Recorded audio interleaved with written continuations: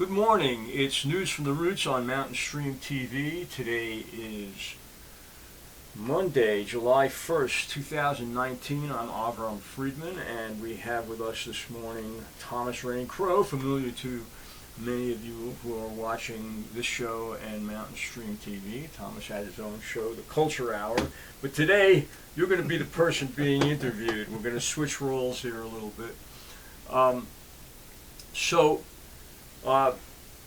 Many of you may know some of the works of Thomas, and he has you have two new books out, brand new books, right? One is the Inner Trees, Selected Poems of Yvonne Gall. I think you can probably see that on your screen, which is the other? This is the other new. No, this one. Okay. This is called Driving the Green Road, Poems from Ireland, Scotland, and Wales by Thomas Crowe again. One of many books, and we're going to touch on many of the books that Thomas has written. And we're going to go into your history a little bit. Okay. Because I think many people who know you, I mean, you're well known in this community as a great writer, and you show up at many functions. You've been very active in the Canary Coalition and other environmental organizations. But I think many don't know the depth of your history. And we're going to go into that a little bit. I want to start at well, you once told me that you played football, right, in high school. I did, yeah. Yeah, and you were quarterback. I was a quarterback. Right? So you were quite an athlete going back. And where was that? That was in Waynesboro, Virginia, up near Charlottesville in the Shenandoah Valley. Mm-hmm. And I always played sports since I was a toddler, basically. My father was an athlete, and I got a lot of his genes, no doubt. And so I liked sports. I liked to be active physically, and I had some talent to do that. And so I just played all kinds of sports. And in high school, I ran track. I played basketball. I played football. I was on the golf team for 2 years. For 2 years, I went to a private school and played soccer. So I mean, but I never was one of these, ultra athletes that went on to do greater things. I was just doing it because it was fun. And so you were born in Virginia? No, I was born in Chicago, of all places. My father was from Chicago. Okay. I think he was born and raised in Chicago. His parents were from Chicago.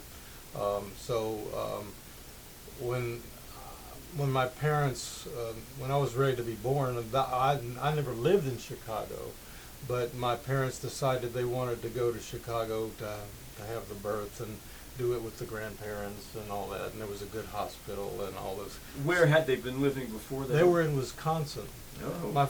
It was after the war, and my father had gotten a job with Lee's Carpets up in Wisconsin. And so they were living in a little town up there, and so when I was born in Chicago, but then they went back to Wisconsin. So I don't remember any of those first few years in Wisconsin. There's pictures that my parents have of me, all bundled up in 2 feet of snow and that kind of stuff. But no, then they went. Lee's Carpets started doing this developing plants in Appalachia because of the cheap labor. It was that whole influx of industry from the north down into the southern Appalachians, so they could benefit from cheap labor. And so everybody, not just Lee's Carpets, everybody was doing a lot of the mills and the whole mill industry. So we directly moved to Memphis, Tennessee. And I lived right across the street from Graceland. Can you believe that? I played in Elvis's cotton gin. I'm serious. I didn't know Elvis had a cotton gin. Well, Graceland was a small plantation before Elvis bought it, and it was kind of run down. I mean, it had been kind of abandoned, and Elvis bought it and fixed it up, and it became Graceland. But I was literally right across the street. So did you ever meet him? No, he hadn't moved in at that point. He would move in like the next year. They were just developing the house, but the old cotton gin across the road was still there. We used to play it. But anyway, so kindergarten and first grade in Memphis, and then my father moved to Robbinsville, North Carolina, down in Graham County. Because of the The carpet. They built a plant down in Robbinsville. Oh, interesting. In Graham County, because there was no jobs for the people down there, and they could get cheap labor, and it was the same old, same old. And so I grew up as a boy in Robbinsville, and then I moved to Clayton, Georgia, for about a half a year or 3/4 of a year. That's very close to Franklin. Yeah. Just south of Franklin, Yeah. on the way to Atlanta. That was a short gig, and then he got transferred up to Virginia, where I went to high school. And that's the football Okay. and all that. Yeah. So that was it. So then, not much later in your life, somehow you moved to San Francisco and got involved with Lawrence Ferlin Getty and the Beat Generation. What drove you to do that? What connections had you made? Any connections that or you just kind of gravitated there? I mean, tell me the inspiration for you to do that, and how did you move to San Francisco?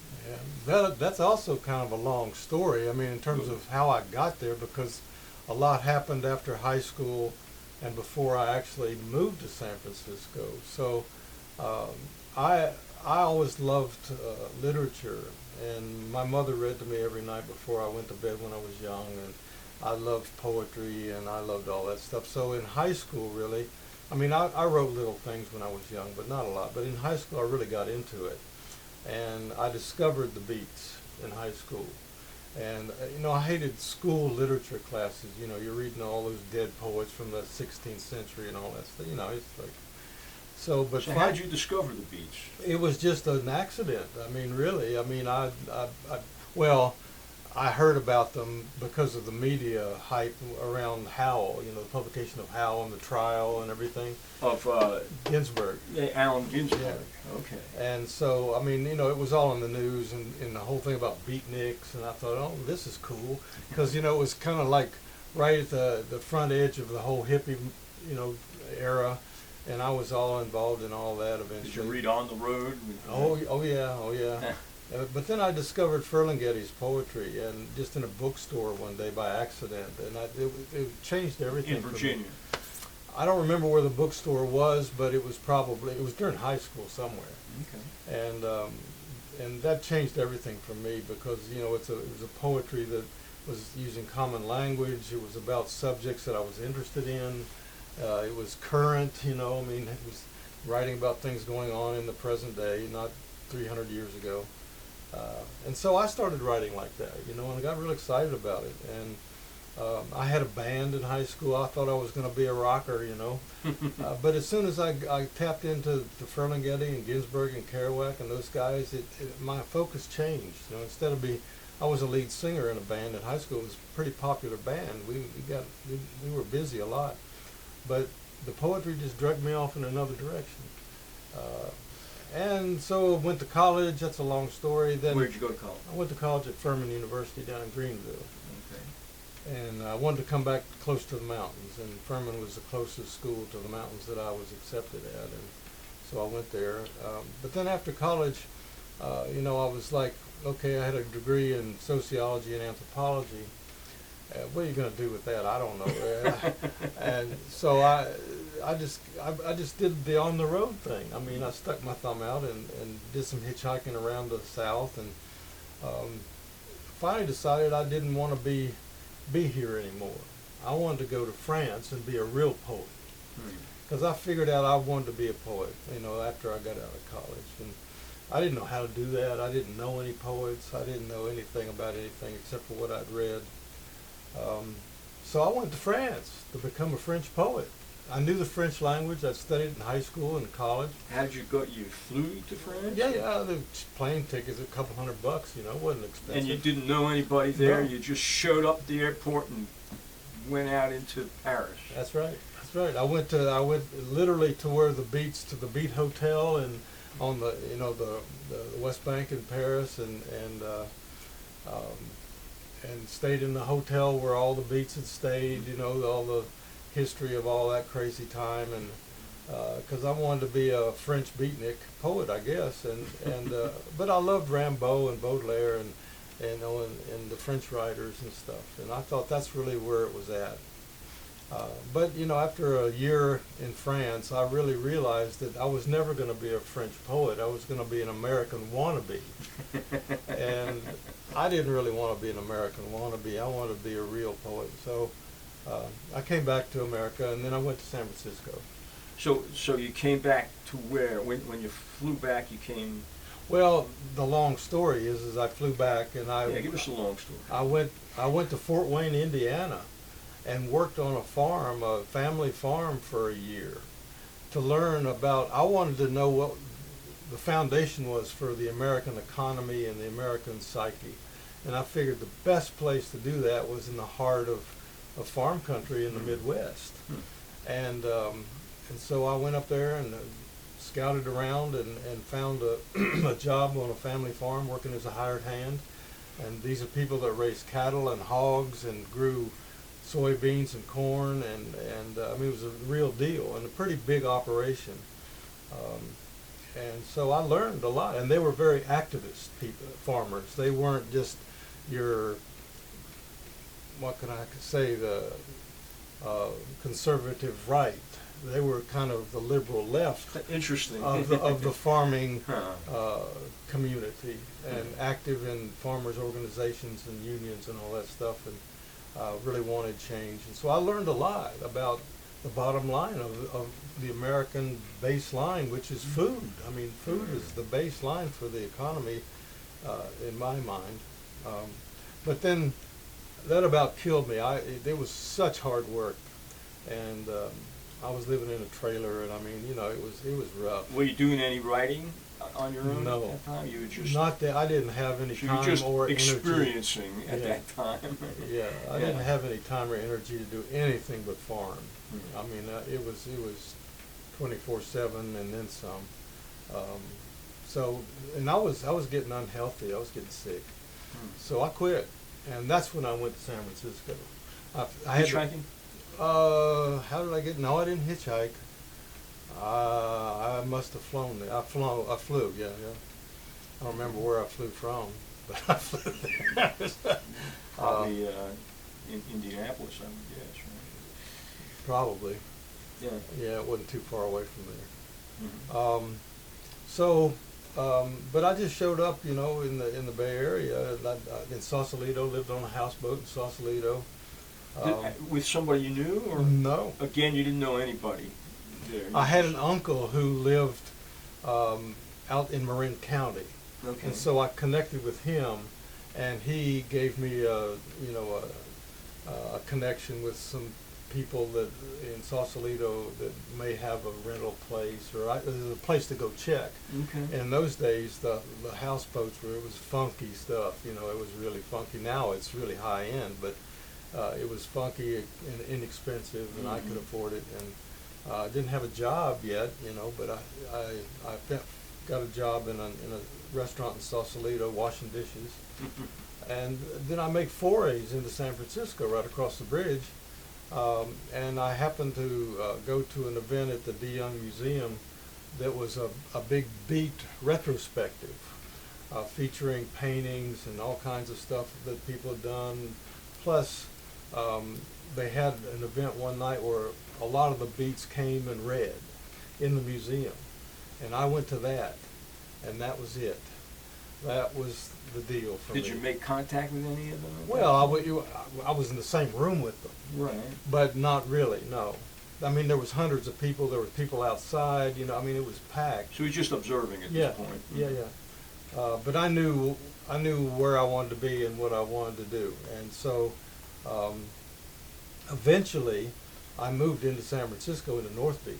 I wanted to be near City Lights bookstore and where the action was. There was a reading series at a coffee shop there. It was cheap then to live in yeah. North Beach. Oh yeah.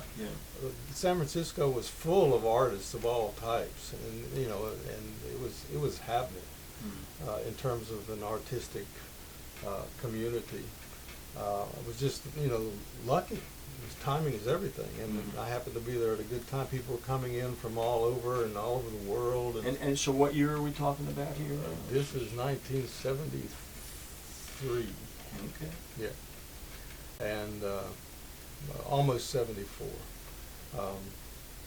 And so the first thing I did once I moved into town, I went to City Lights Publishing offices, which was not where it is now. With the bookstore, it's all in one big building. It was up on Grant Avenue, in a little storefront.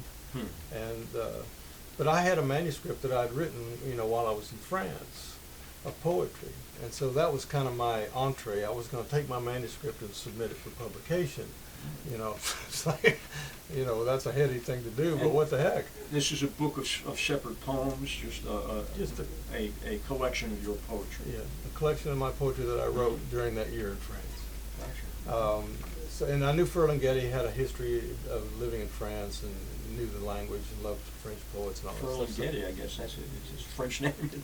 Well, it's an Italian name. Ah, that's right. Yeah, he was born Lawrence Ferling, and even before that there was another family name that I can't think of at the moment. But no, Getty was the name he adopted for himself. And sorry, I didn't mean to interrupt you there. Yeah, no. So I went to City Lights Publishing, and I walked in the door, and the bell rang on the door when you opened the door, and I walked in there, everybody's at their little desk working and stuff. And Getty was over on the far wall hanging a picture up on the wall. He was hanging pictures up, And when the bell rang, he kind of turned around and saw that I'd walked in, and I stood there for a minute, and he looked at me and he said, "Come over here, I need some help with this picture." And it was like, oh, okay, and so I went over and helped him hang some pictures, and then we got talking, and I gave him the manuscript, and he was very cordial and very welcoming. It was like, a moment in a dream. I mean, I'd met the man. And he was my hero for years in high school and college. He was the man. And so that was a very, very important moment for me. And then I just kind of started mingling in the community and going to readings and meeting other poets. And did he help introduce you to other people? Not a lot. I didn't hang out with Lawrence a lot in those earlier days. I mean, I saw him a lot because everybody hung out in the same cafes and stuff. But it was through people like Neely Cherkovsky, who was Charles Bukowski's best friend and kind of secretary down in Southern California, who had moved to San Francisco. I became very good friends with him. I'd met Jack Hirschman, another very well-known poet now, who, along with Neely and some other people, we resurrected the old Beatitude magazine, which was the old Beat magazine that was published back in the late 50s and early 60s. People like Richard Brautigan and Bob Kaufman and all the Beats published there because they couldn't get published anywhere else. So they started their own magazine. And that went on for several years, and then it kind of folded. But then we resurrected it in the 70s. So when you say we, this was you and... Well, me and Neely Cherkovsky, Luke Bright, Jack Hirschman, Kristen Vetterhahn. It was a whole, by then it was a kind of a community of poets. And Lawrence also? Well, he was involved, yeah. Not a lot of the daily hands-on work, but he was definitely involved in submitted work. And as time went on, I became very good friends with Lawrence and met Ginsberg and hung out with, Burroughs would come through town, and Corso came to San Francisco and lived for a long time. And so the whole Beat generation was either there or coming and going, and Jack Micheline, Diane Dupree, I mean, they were all out there, Gary Snyder, they were all out there then. And everybody knew everybody. It was, it's kind of like a family. You get a group of poets together, and it becomes very incestuous very quickly.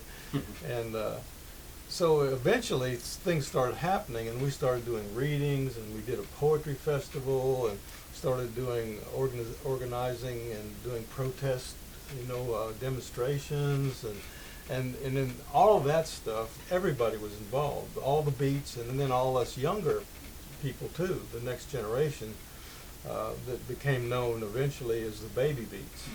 That was a whole story of something that happened with Richard Brautigan in Speck's bar one night. He kind of did an epithet of, a put down of us younger poets, trying to impress John Logan, an older poet who he admired. But it stuck, and so we've got that moniker for our generation now. And so there's been several years, in San Francisco, and there was a huge renaissance there, and I mean, huge in terms of poetry and the arts, but especially poetry and literature. And we really took advantage of that, with doing these readings in big venues, and then we did a big international poetry festival, and then people saw that they could do that, so the whole Bay Area started copycatting what we'd started. Magazines started, new readings at coffee houses, poetry festivals, all kinds of stuff. It was huge for several years, and I just happened to be there at the right time in the middle of all that. So did any of your stuff get published in that period? Well, in the magazine, I was one of the editors of Beatitude magazine, and then through that connection, I had some poetry published in Canada, in a magazine in Canada. That was my first, out of town publication. In Montreal, or? Yes, it was. I can't remember the name of the magazine now, but anyway.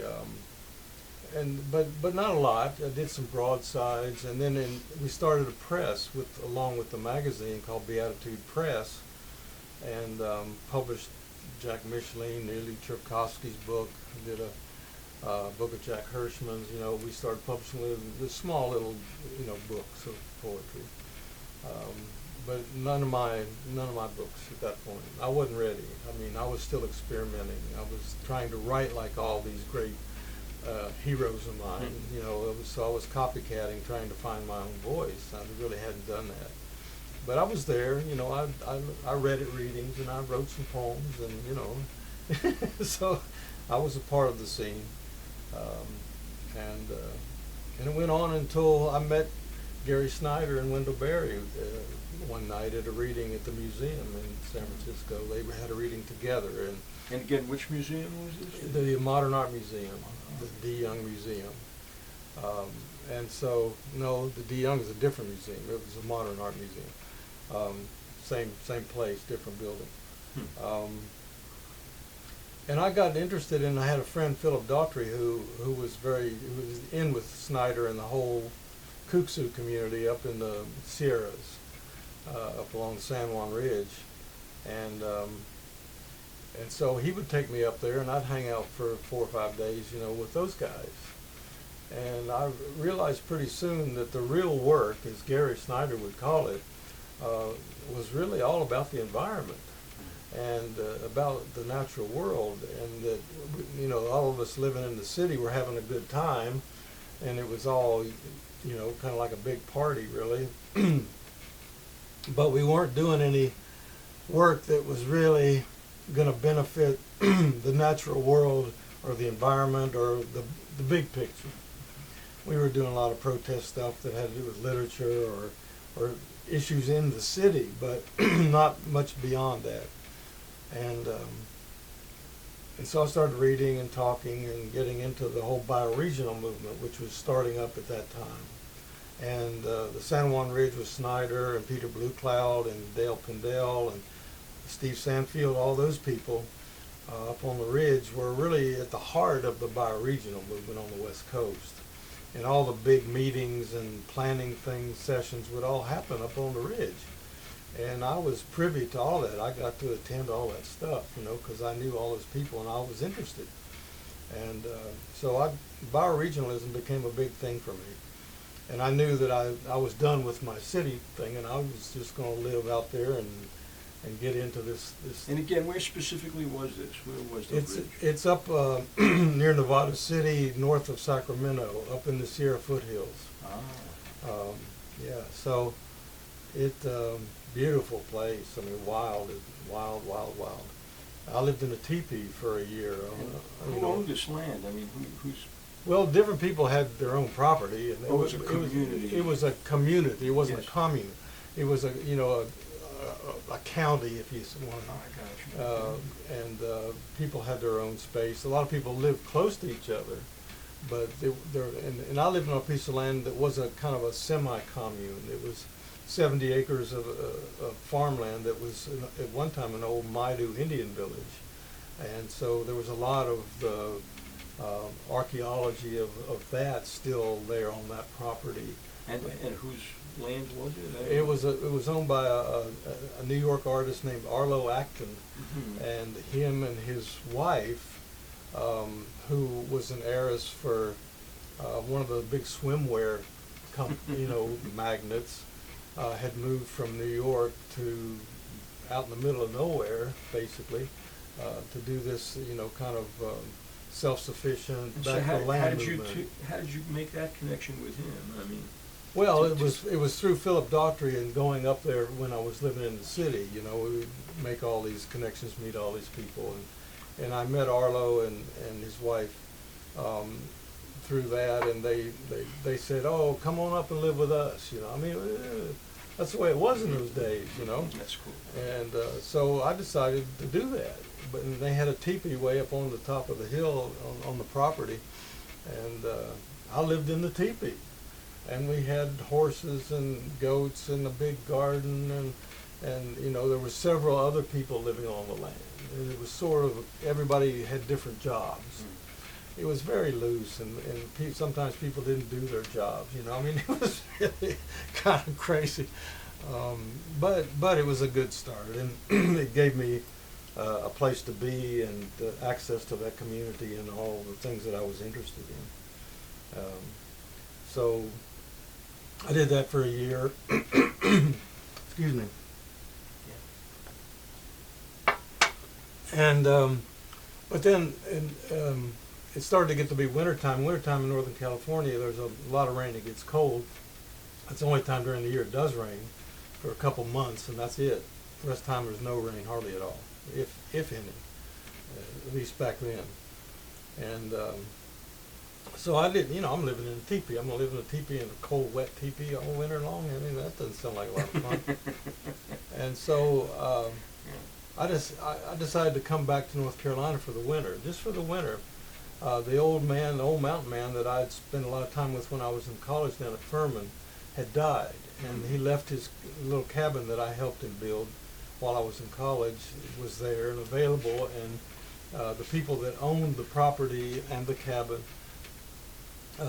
had written to me and told me that Walt Johnson was his name, had died, and that if I ever wanted to come back and stay in Walt's cabin, I was welcome to do so. No rent or anything. So I decided I'd do that. And this is down in southern It's North Carolina, right? It's in Saluda. Saluda, okay. Which is about 20-30 minutes from east of Asheville. It's like near Tryon? Yes, area? right Yeah. next to Tryon, a few miles from Tryon, right near the South Carolina border. And along the Green River, beautiful place, really. And so I did. I decided to spend the winter there, and I don't know what provoked me to do that. I really, liked being up in Northern California and part of that community and doing what we were doing and everything. So I went back to North Carolina and spent the winter. But after spending the winter there, I decided I wanted to stay. What I did is I made the mistake of reading Thoreau's Walden during that winter, and I loved Thoreau, and I sort of was saying to myself, well, here I am, I'm living off the grid. There's, no running water, there's no electricity. I'm just doing it like Thoreau did, and I don't have a job, I don't have a family, don't have a love interest really. If I'm ever gonna, and I was the same age, I was 28 years old, same age that Thoreau went to Walden Pond. So I said, if I'm ever gonna live what Thoreau wrote about, now would be the time to do it. I had this place with a big garden field, and it was just set up to do it. And I'd been there for 3 months or so, and 3 or 4 months, and I'd set myself up, to be there for a long term if I wanted. And so I talked to people that owned the land, and they said, yeah, you can stay as long as you want. And This is like 1975? No, this is the end of 1979, Okay. almost 1980. And so I hunkered down and started, reading and trying to figure out how you live self-sufficiently off the grid and all that stuff. There wasn't a lot at that time that, to really learn from, but there were things. Plus the local people, especially the older local people near where I was, I learned from them, that had done self-sufficient, kind of lifestyle their whole lives. And so there was an old guy down the road whose family land I was living on, named Zorro Geis. And he was in his 70s, and he couldn't do everything he, had been doing all his life. He was getting older. And so I would go and help him with stuff like, digging potato rows and cleaning his gutters and getting firewood or whatever, he needed help with. And he would teach me all these skills and the knowledge he had from living self-sufficiently for his whole life, and that was how I learned a lot of what I eventually ended up learning about that life.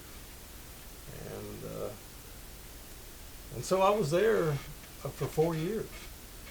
And Thoreau was at Walden Pond for 2 years, but he wasn't there very much. And but I was in Zorros. I called it Zorros Field because it was an old field that his mother had a garden in, and she grew a lot of rhubarb apparently. And that was the field that I was farming, and so I just referred to it as Zorros Field, and was there for 4 years. And eventually I wrote a book about it. It's called Zorros Field. And it's about my 4 years living off the grid down in Polk County during those from 1979 to 1982 or whatever it was. And it's written a lot like Thoreau's Walden. I kind of used that as a model for the style of the book. So what caused you to leave? To leave Zorros Field? Yeah. Well, the patriarch, the fellow that they owned, I don't know, 150 acres or more.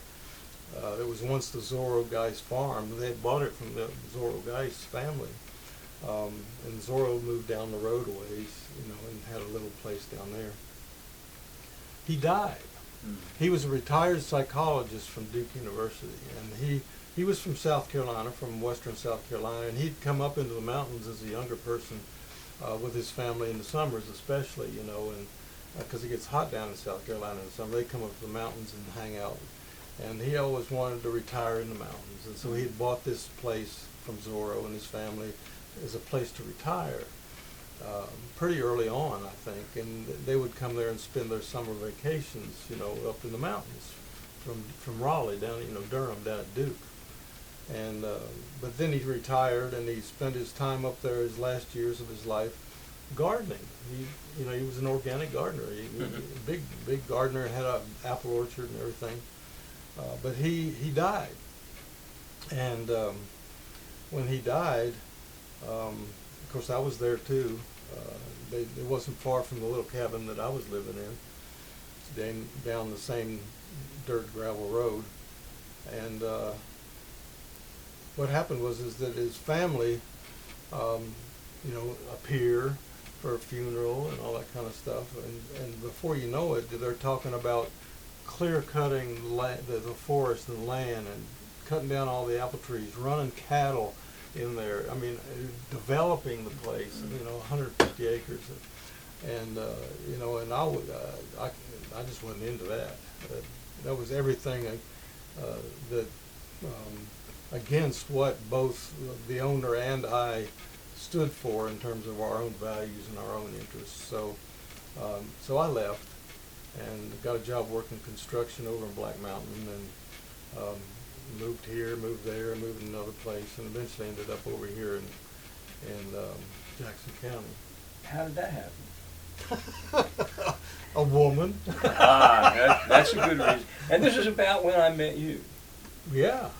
Yeah. Because I moved here in 1983. That's when I moved here. Yeah, and so I remember you were living adjacent to like Stuart Kaplan up there in Webster. That's right. On the Buchanan Loop. That's right. Yeah. That's right. Yeah.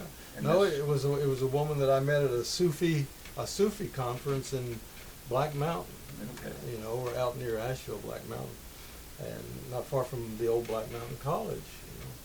You know, yeah, she was a Sufi, and she lived here. She had just divorced her husband. They were in a landscaping business, and she had Jim Smith, right? Yes, Jim Smith. Yeah. That's right. Yeah. They lived over in Whittier, and she was just moving out of that house and had been living with some friends over in Tuckasegee, and so we were both looking for a place to live, and I was staying with some friends in Saluda, living in the attic at the time, and so. And she was doing the same thing, living in the attic, you know, more or less with friends in Tuckasegee, and she had a young daughter, and they needed a place of their own. So she had found this house in Webster, and so we talked and agreed to move in together, and so we did. I lived there for a while, and then moved to 2 or 3 different other different places over the years. So that's how I got to Jackson County. Yeah. Okay. Okay, and so at this point, you still had not published any books. Well, I had a book of mine that was published in Wisconsin by a small press, a small art letter set press edition. Very, very little. What book was that? It's called Learning to Dance, a little chapbook of poems. I've never seen that one. Yeah, well, it's rare. Do you still have copies of it? I have one. It's out of print, I assume. Oh, it's way out of print. Yeah. The publisher doesn't even live in Wisconsin anymore. Does Duke University have a copy Yes, of it? they do. Yes, they do. Duke University has a copy of everything I've ever done. So you moved to Jackson County, where you've been ever since, basically, and then you started writing in earnest. Yeah. And at one point, at what point did Duke University offer to buy your life works? How did that happen? How did they learn about you, and how many books? Give us a chronology of which books you had written. Yeah. Well, that came many years later. I mean, after I'd moved to Jackson County. We're talking pretty recent history about Duke and the archive and everything.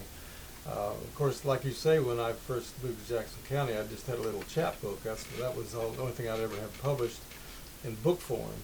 But then I got cranked up and started writing and having books published, and then that was 1983, and I've been doing it ever since. So by the early 2000s, or 2000 and where are we now? Late 2007, 8, something like that. I had a pretty good bibliography of publications. Because I'd been a freelance writer, I published in magazines and newspapers. I started my own press, so I was publishing other people's work, and I'd written a bunch of books, both here and abroad. And your press was New Native Press. New Native Press. And when you say started, you didn't actually buy a printing press, right? Well, no, I came close. I wanted to do a letter set press and do kind of art books, Okay. With handmade paper and letter set, press, and they all do it the old-fashioned way. But that's just too labor-intensive, and it would be expensive to get set up to do a really good job of that. But we did a few things. John Lane and I started our presses together at the same time, and did some broadsides and some little chapbooks and things. But it was just not going to work out. And offset printing was available then, and I was working at the Silver Herald in the print shop, so I had all that machinery available to me. So that's how you did it. You did it through the Silver Herald. Yeah. You actually published books Yes. in the Silver Herald. Yeah. I didn't know they could do that. Well, chapbooks, they didn't have a binding, perfect bound binding. Okay. So, a staple, or you could do the sewn books. It'd be kind of small books, little chap books, really. Okay. That's where I started, and doing broadsides and posters and things, and with poetry. So anyway, by the time Duke came around, I needed. We're skipping 20 years or 30 years in there that all this was going on, and back when I was still in Zorros Field, we started Kooksuit Journal, which was a bioregional journal of the David Southern Wheeler Appalachian. was involved in that, and others. Yeah, I actually wrote some articles. Yeah.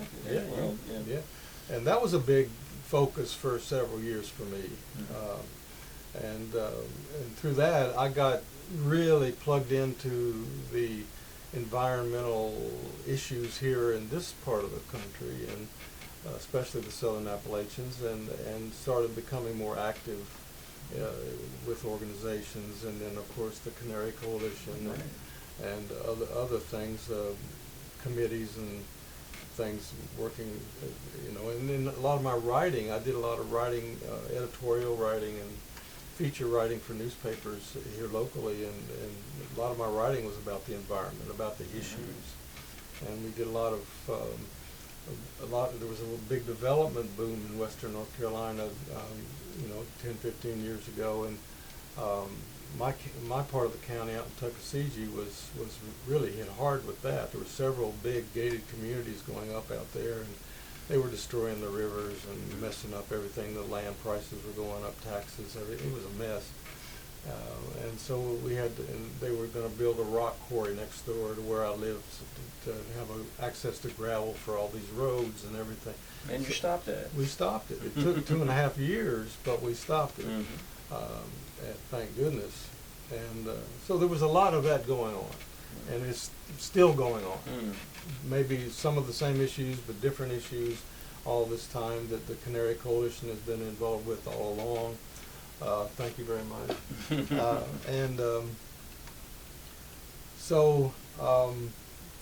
What were we talking about? We were trying to get to Duke. So Duke, I needed some income. I was living on the edge. I'd always lived on the edge, but living with a woman, Nan Watkins, who I've been with now for 26 years. We needed to have a decent life. I had to make a little bit more money. And I wasn't getting enough in royalties and freelance writing and stuff to really shore up my end of the deal.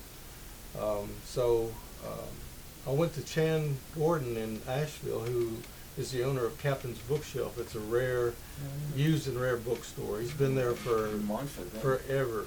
No, he's down next to the Grove Park Arcade building, right across the street from the arcade there. Right in the middle of downtown, near Wall Street and. Now I know what you're talking about. Yes. Battery Park Hotel and all that. But he's had a bookstore in Asheville. He's had a bookstore in several locations downtown, but he's been there for many, many years. But he had done archive negotiations for other writers like Jonathan Williams. He hooked Jonathan Williams up with a university archive. I don't remember which one it was now, but somewhere. And so he had experience to do that.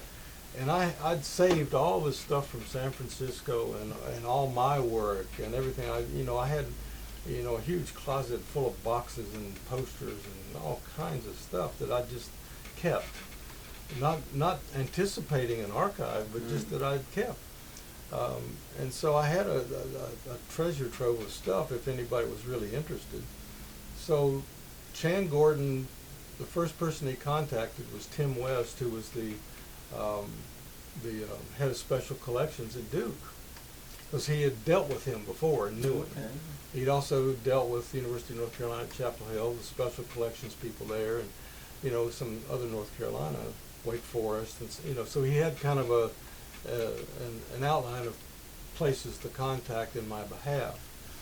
And but the first place he contacted was Duke, and this fellow Tim West was very interested, and so he had heard of you and read some of your he stuff? had not.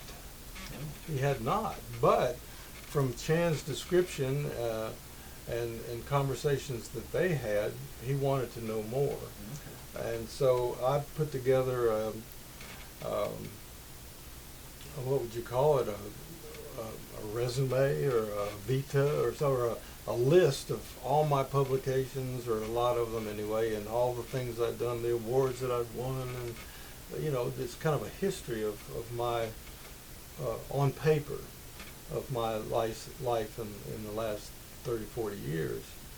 And he got that and was very interested in the beat part, and the part of my connections with the Celtic language traditions in the UK, because I'd spent 2 summers plus other trips there in Scotland, Ireland, and Wales. Yeah, and when was that? We did skip over that. Yeah, Yeah. in 93 and 95, I spent the summer in Larne, Wales, which was the home where Dylan Thomas lived his last years. We wrote a lot of his great stuff. But Dylan Thomas was always the ultimate, poet as far as I was concerned, and I wanted to go where he was and see it and be there, and we did. We met some really nice people that were native of Larne, and they took us in, and we stayed in a little bungalow they had, and spent 2 summers there in 93 and 95. And I got to use the Dylan Thomas Boathouse, which is a historic landmark in Wales, as a place to write. The government let me do it. I had to sign a disclaimer and all kinds of paperwork and stuff, but they, during the day it was open to the public, for a fee. But they let me go in there in the early morning hours, and then after they closed in the evening, I could go in there and just sit down and write. And I did that, and I wrote a whole book over that period that was published by a publisher in Wales called The Larne Poems. And so that was very cool. But anyway, I had this connection, and I started meeting all these poets, especially in Wales, but then I made trips to Ireland and Scotland too, and made connections at the Scottish Poetry Library and places in Dublin, with different organizations, Poetry Ireland and different people, and got invited to do readings there and be part of readings and stuff, and so I really got interested in the Celtic language, the tradition of people who were still writing in their indigenous languages, which was kind of falling off to the wayside. The languages were dying off, and people were, especially the writers, were trying to preserve them, and so they were writing in Irish and Scots Gaelic and Welsh and Cornish and Manx and Breton and that, so I got connected to that world, and when I came back one summer, I don't know, it was around 2000 somewhere, I decided I wanted to do an anthology of all the contemporary living poets writing in their indigenous languages from that part of the world, the old Celtic languages. There's 6 of them, and so I had some help from people that were living in these different areas, in different countries, gathering poems and finding translators for them and all this stuff, and it took 3 years, but we finally came out with an anthology. Here it is, called Riding the Wind, the new Celtic poetry. And nobody had ever done anything like this. There have been some anthologies that have been done that weren't this thick. But when was that published? This was published in, I've lost track of time, 1997.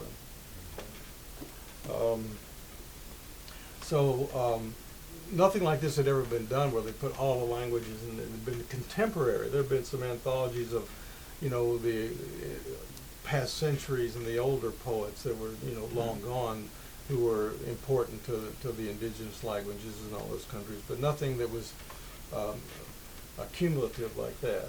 And so they had a big book launch in Dublin, and people came from all the countries, and it was a drunken brawl. It was great. No, it wasn't a brawl at all, but it was a big party, and it was very special. And it was funded by the Irish Language Society, and I mean, it was great.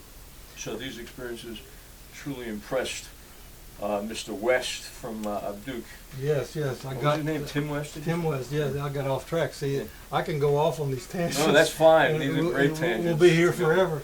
But no, it was the Beats and the Celtic connection because, and plus the amount of work that I had, the press and my own work and all that. It was a big archive, and I'd saved letters and all the original manuscripts, the handwritten stuff, everything. You know, it was a big archive. So we talked. I finally met him and went down to Durham and we talked and made a deal. And I've been sending them stuff ever since. I mean, you know, every several years or every few years, depending on what I've got, you know, I'll call them up and I'll say, well, I've got a few more boxes of stuff, you know, and we'll make a deal, you know, how much money and all that. And so they continue. That's a source of income for you now. Is that they continue? It has. Time they buy more of your archive. It has been until this year, and finally, they said we can't buy any more. Oh. Which was mainly my fault.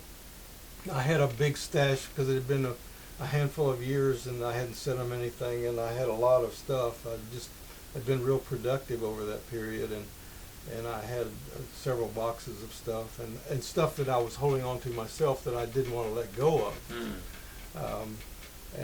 I said, one last deal. I just want one last deal. Because I felt like they were getting, you know, a little bit leery of paying me every couple of years for stuff. And they went for it. They went for it. Yeah. And but now that's it. So everything I send them now, I'll just be sending them to add to the archive, but I won't be being paid for it.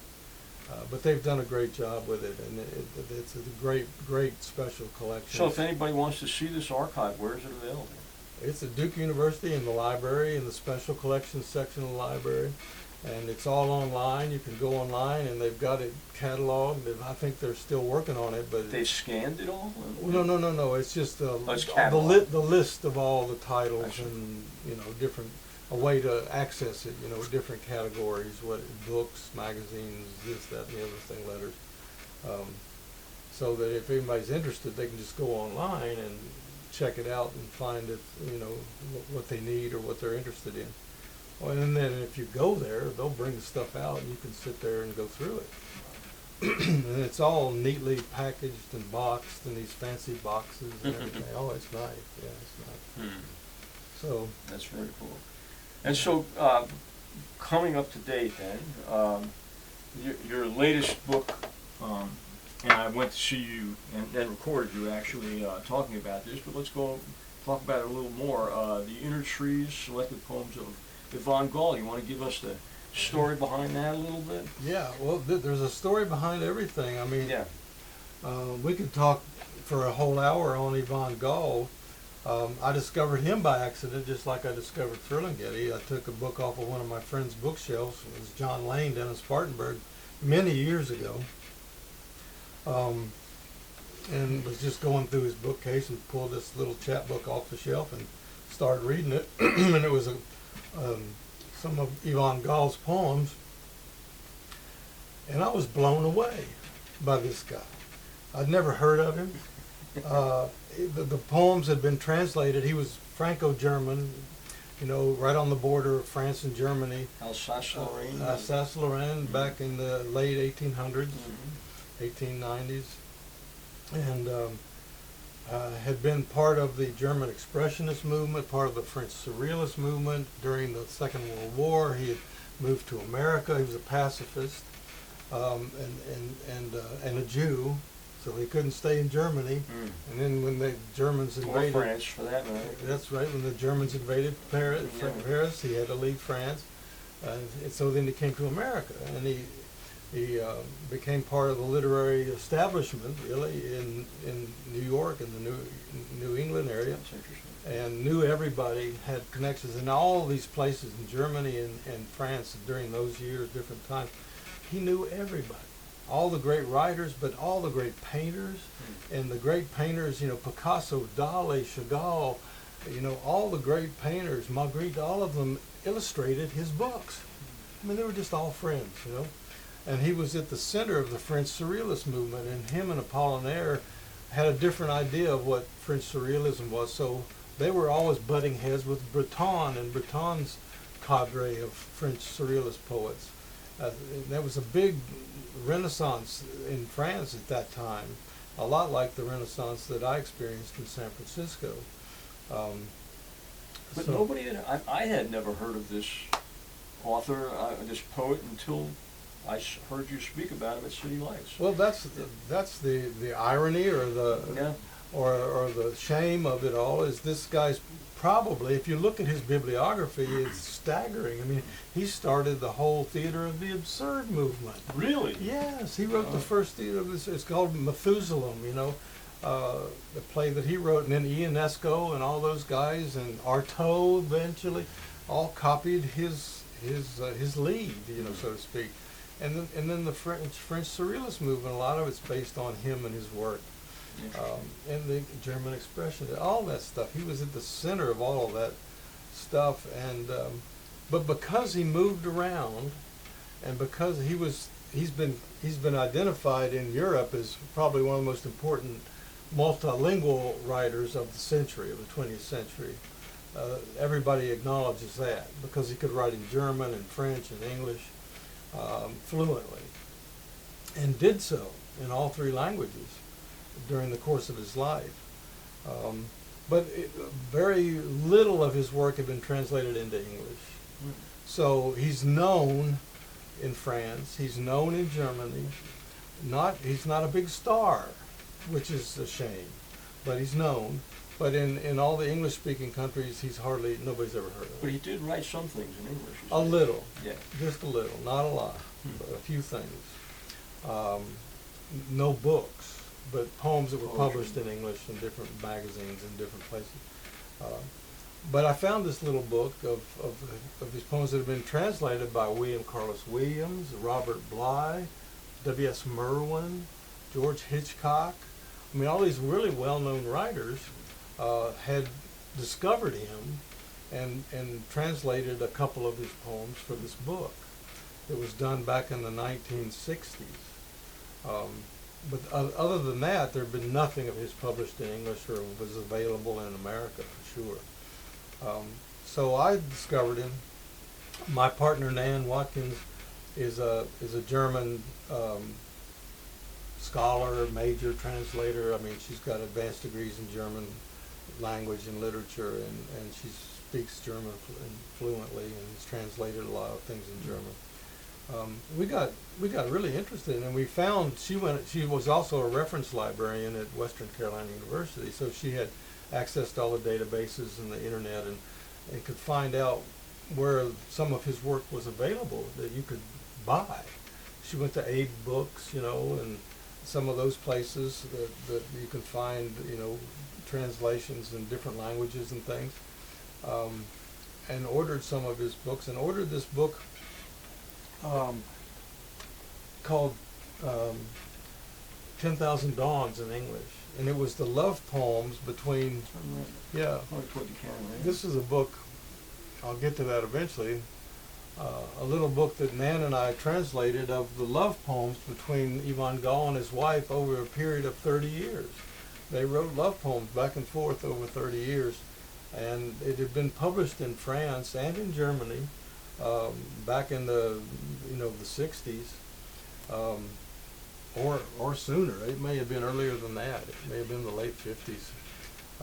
But Yvonne died young. He died at 52 years old in 1950 of leukemia. So he didn't have a long lifespan, and his career was short, although his bibliography is huge. He's very productive. You had told a story about how he was in the process of writing his final work, and he was dying of leukemia at the time, and that writers from all over Europe contributed blood to him to allow him to complete his book. Yeah, that's a true story. That's true. He when he was in America, he was diagnosed with leukemia during the Second World War. At the end of it, the war ended, and he had leukemia, and it was a death death prognosis, and he didn't know how long he had to live. So he moved back to Paris, and he was in the hospital in Paris, and so he reconnected with a lot of his old buddies, and a lot of his old buddies that had moved to America with him went back to France too, Chagall and all those guys. And so Picasso and Dali and Chagall and all the great writers that were living in Paris and in France, so that part of the world at the time, all came in to the hospital and would donate blood, because leukemia is a lack of red blood cells. So he needs blood. He needs transfusion. But it has to be the same type of blood. Well, apparently. Yeah. Interesting. Or maybe not. I don't know. Yeah. When you're on on your deathbed, it probably doesn't matter. I don't know.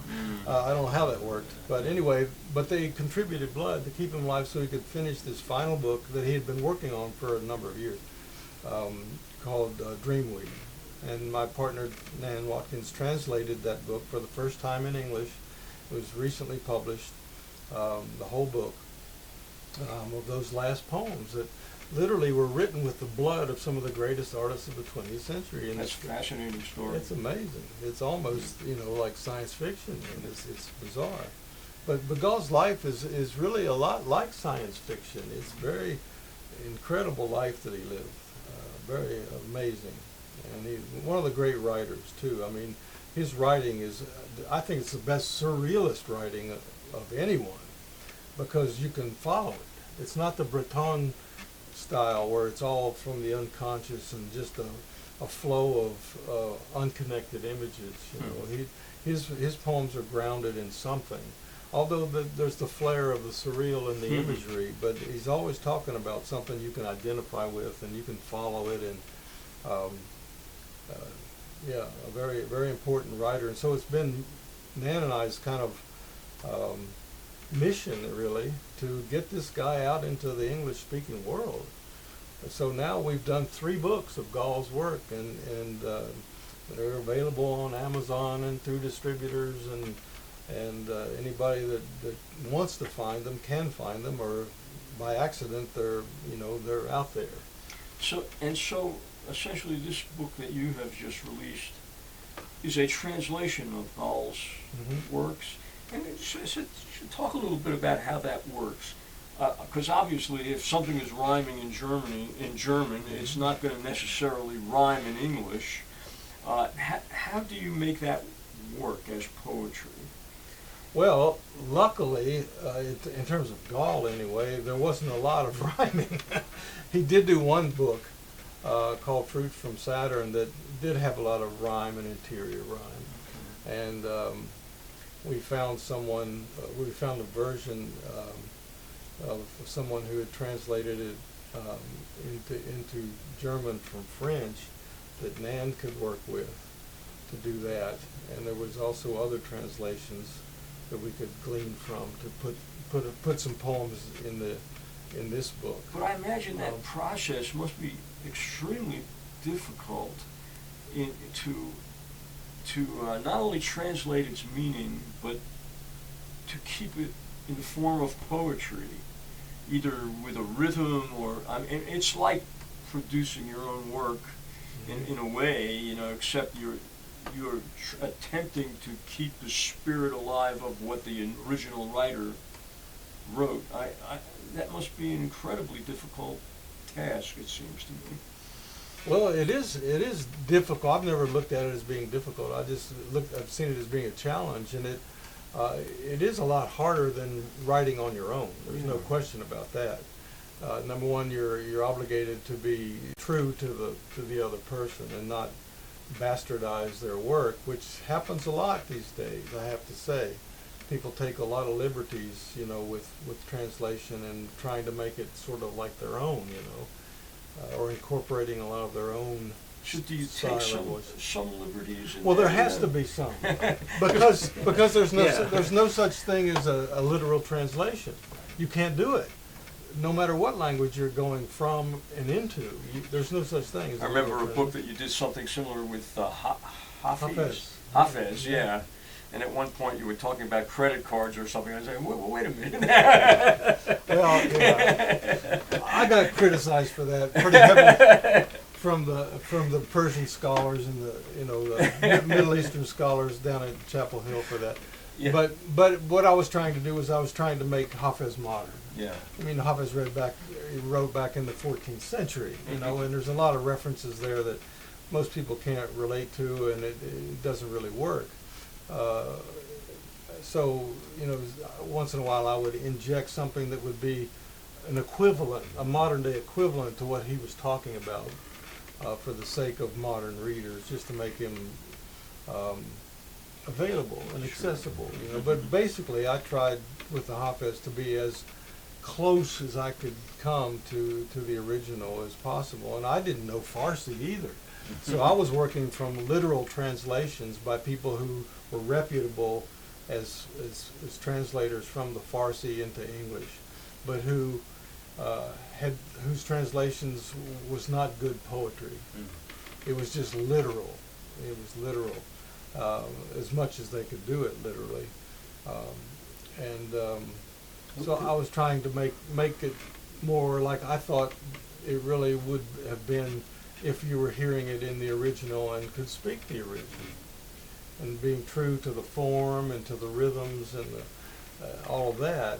But still, you've got to make these decisions, these on the spot decisions. Do I do this? Do I do that? And my translations of Hafez, which was a lot of rhyming, most of his ghazal style, which was an old Persian style of writing poetry called the ghazals, it was couplets, was rhyming. And there's no way. Other people had tried to translate Hafez and create the rhymes. It was terrible. It was terrible. And so in order to be true to the poet and what he was trying to say, and to try to find his voice, I had to give up the rhyme thing. And but so I got criticized for that because I wasn't completely 1,000% true to everything that was going on, but also there were some Farsi teachers and spiritual people that knew Hafez's work very well that said that I'd done a pretty good job. So I was satisfied with that. So who did you work with on translating Hafez? Just myself. But I mean, how did you? Well, there were other books. Who were the people who spoke Farsi? You were working just from other books. Other books. I found all the translations I could find. Okay. And some of them were from people from the Middle East and Farsi speakers, and some of them weren't. I looked at everything, and I tried to figure out just how to go about this translation thing. Did you actually get a book of Farsi translation to try to read the original text that he wrote? And I had one, yes, I did. I have a big, thick book of Hafez's collected work, all the stuff that they knew existed, done by a military officer in the British Army back in the late 1800s and early 1900s. And he had been stationed in Iran for 20 or 30 years, and he knew the language very well, and he loved Hafez, and so he put it all together. But it's a very scholarly work. A lot of footnotes and stuff. It wasn't anything you could really read and enjoy, but it was very, very literally close to the original, with the rhymes and everything. So that was my main source, and then there were the other ones that I was just looking at to see what they had done and maybe get some ideas. Yeah. Fascinating. What you get into is crazy. I mean, where did this come from? I mean, where did Ivan Gall come from? Where did Hafez come from? Where do these projects come from? They just kind of come from out of the blue sometimes, and you get interested in them, and you go with the flow. It's interesting. I was listening to an interview of Bob Dylan, that not long ago, and Dylan said, I don't know where those words came from. He says nobody creates words like that, and he quoted some of his original, older songs that are just incredibly involved and paint these amazing images. He said, I have no idea where that came from. It came through me, but it's from somewhere else, you know. No. Yeah. I think he was telling the truth. Yeah. I mean, if you look at his imagery, I mean, his song lyrics, and other poets that write like that. I mean, that's the way I write. I just open up the doors and let it come in, you know, and trust it. A lot of people they go to school to learn poetry or writing, and their process is much more linear than that, you know, and it's a lot of revision and it's a lot of, you know, left brain. But this is almost all right brain, and you just have to trust it, and you just let it come, and you write it down, and then you go back to it later and maybe polish it up some, you know. And that's the way Dylan wrote. I mean, Dylan wrote, and the way that I wrote, Kerouac wrote. I mean, a lot of people write that way. That's the way Mozart wrote his symphonies. So I kind of describe writers as being either Mozart or Beethoven. And the Mozarts are like Dylan and Kerouac and me and those people who just let it come through and trust it. And then there's the Beethoven crowd that is very meticulous, and it takes them forever. And like scientists. Almost. Yeah. You know, I'm really dissecting things and moving and changing, and it's all legitimate. It's just the two different styles. Yeah. But it's fascinating to me what comes through certain people. It's almost like they're a conduit for these advanced forms of imagery, you could say, or whatever. It's a kind of magic. I mean, for me, when I was a child, it was magic listening to my mother reading books to me or singing songs, old Scottish ballads and things. And so when I started learning to read, you know, it was amazing, because what I would read would become visual. It was before I'd ever seen television. We didn't have television over in Graham County when I was a boy. And so everything that you would read or hear would become kind of a big screen in your mind. And I thought, wow, that's magic. Words are creating these pictures in my head. And I thought, man, if I could ever do that, that would be like the ultimate magic trick, you know. And that's the way I've operated my whole life. Because it's so much fun and it takes you by surprise. You know, you're always surprised at what comes out of your own head if you're working that way. You have to trust it. And a lot of people don't trust themselves, so they don't do it that way. But the ones that do, you know, end up being Bob Dylan. I mean, you know, not all of them, but sometimes, you know. Well, believe it or not, we've been talking for over an hour. And this has been great, I think. And I think I'd love to continue this conversation. Yeah, maybe we could get more into the environmental politics of it all. I mean, I've got books that I've been published of essays that I've written on all that and different things. So okay, we can go into that. That might be a whole conversation. Well, let's do that on another episode. Okay. All right. But this has been great, and thanks for coming by. And we'll get this up on YouTube, and maybe it'll go viral, because